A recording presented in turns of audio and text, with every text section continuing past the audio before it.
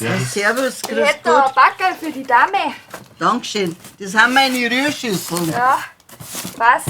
Also, Entschuldigen Sie, haben Sie nicht irgendwas vergessen?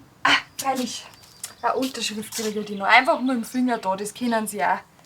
Ja, also, ich hab eigentlich gemeint, das Unterteil für eine Uniform. Ach so, das ist aber zu heiß für lange Hosen. Also, ein schöner Tag noch, gell? Hast du das jetzt gehört?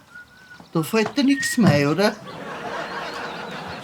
Ja, ich sag nur, bin ich froh, dass ein Reiter Luis jetzt schon als Postboten pensioniert haben. Stell dir mal vor, der hätte uns heute das Backerl gebracht. In Unterhosen. Feinripp. Na, bitte, bitte stopp, hör auf. Sonst habe ich die Beutel mit den ganzen Tag im Kopf. Na, danke.